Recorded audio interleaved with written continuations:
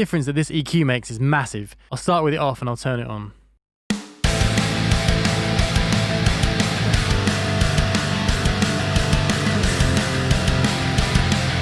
If you're like me and make punk rock or similar music from home, but you're not about it sounding like it was recorded at home, then hopefully this channel can help in some way. So if that's you, or even if it's not, then welcome to my channel. I have the Roots Amp Sim Pack from ML Sound Labs here, and I'm going to use it to dial in a tone that will work for pop punk, punk rock, emo, etc. And just quickly, if you're recording some music similar to this and you want me to mix it, then head over to terrybeckleyrecording.com and hit me up via the contact form. I will get back to you. Let's get started. I have a double-tracked rhythm guitar DI bounced down to a stereo file, and I have loaded the plugin up in dual mono so we can process both the left and right guitars at the same time in the same way. Okay, so let's hear what it sounds like as soon as you open the plugin.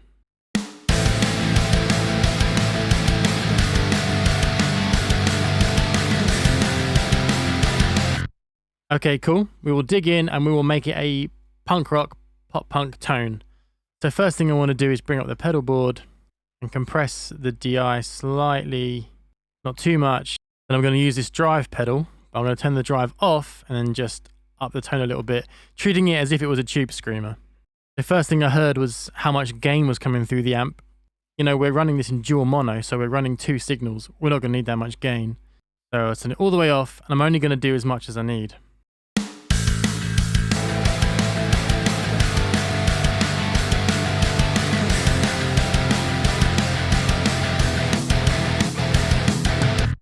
I think that's it. I barely moved that knob at all. Look, it's right down there. But any more than that, when you start adding it into the mix, it's just going to be noise. It's going to lose its definition. You know, we're not after a metal tone here. Okay, I think bass, I always like to whack it up full and see if it causes any problems. And then from there, I will mess with the mids and get enough mids in there that I want. I'll hear it with full bass, and then we'll dial in the mid knob accordingly.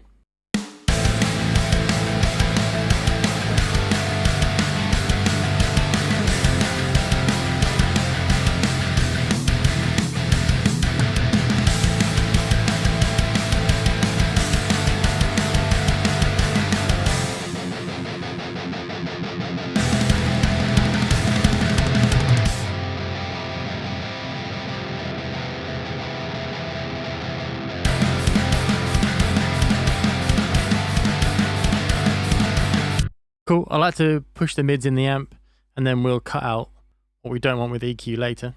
Brightness using the treble. I don't like to do too much in the amp. Again, I like to use an EQ afterwards. We'll see what it sounds like.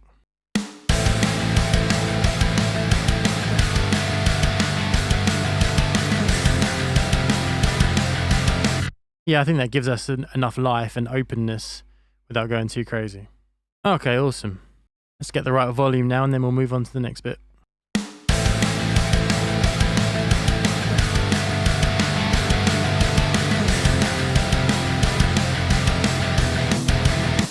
Cool, I think it's good where it is.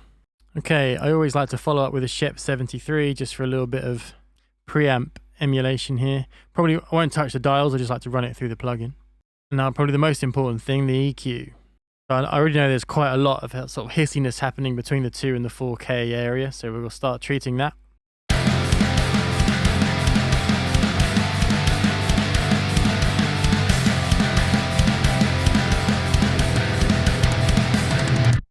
So trying to go as subtly as possible here. I bet you when I bring that in, you're going to suddenly notice how prominent that was.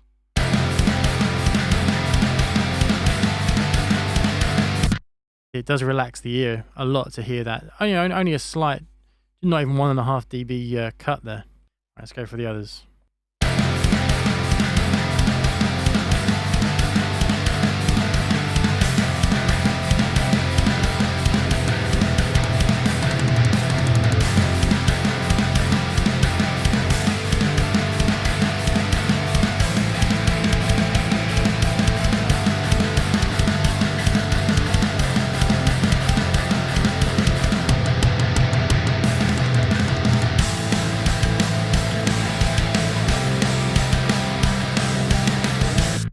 Okay, so that got rid of the painful, harsh frequencies.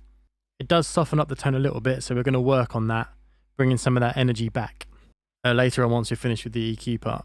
Although that 2K cut is quite drastic, so what I'm going to do, bring that in, turn it into a dynamic EQ so it's only really working hard when it needs to.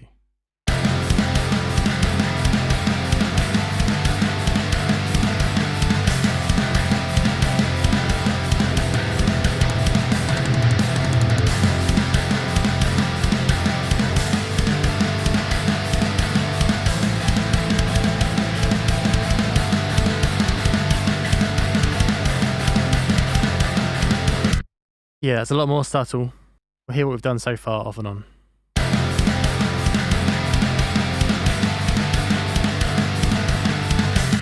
Really cleans up that upper mid section of the guitar tone there. It's going to allow us to get brighter with it later on in the game and not cause us too many extra problems. I can also hear some sort of dirty mid-range happening that's sort of masking the clarity of the guitar, so we're going to go hunt for that now.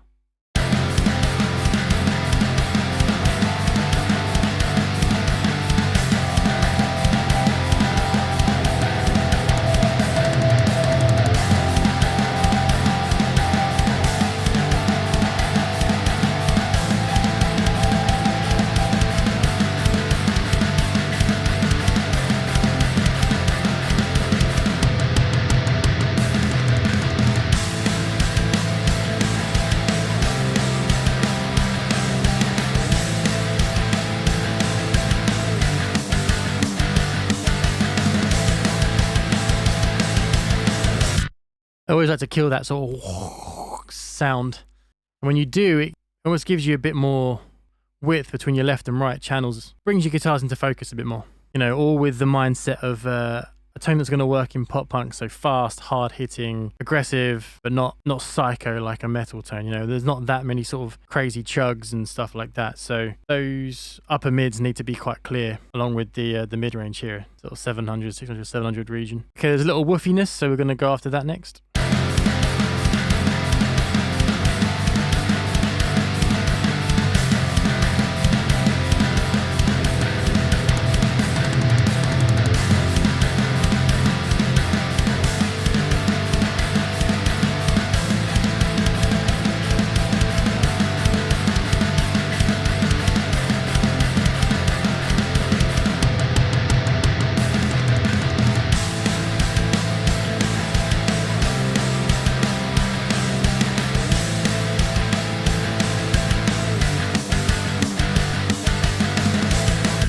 Cool, I don't want to kill too much of that low end of the guitar and remove too much of the character of the amp. Just wanted to stop it from sounding so like woofy and conflicting with that part of the bass. And cutting too much in that area will just kill all of the weight of your guitars and the weight of your mix. Now we'll roll off bits of the top end we don't need and we're pretty much there.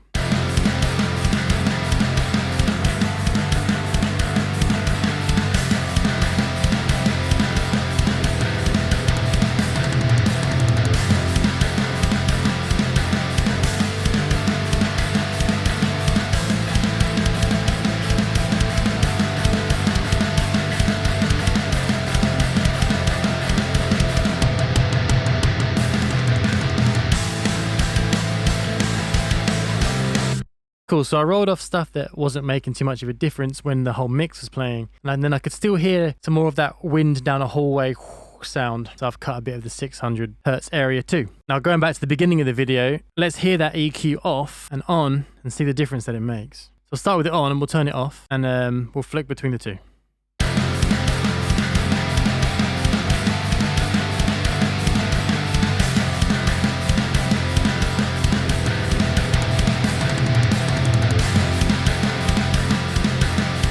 You can hear it get wider. You know, I think that's down to the mid-range cuts. The clarity, the difference in clarity is massive. We lose a bit of volume, we lose a bit of bite. We're going to make up for that. We'll gain stage this properly too because we've lost a bit of volume. So there we go. One more time, on and off.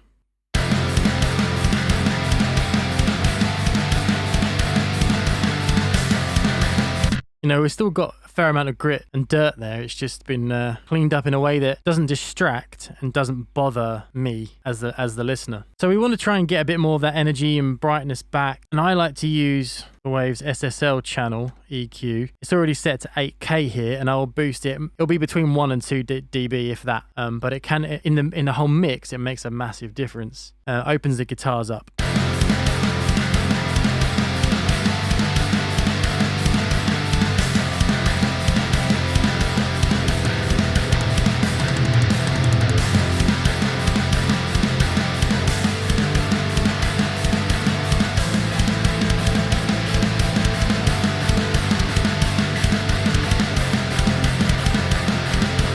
There we go, 1 decibel, but I think it makes quite a large difference. And if we hadn't have cut those nasty bits out of the amp, we wouldn't have been able to get anywhere near that without all that hiss coming back.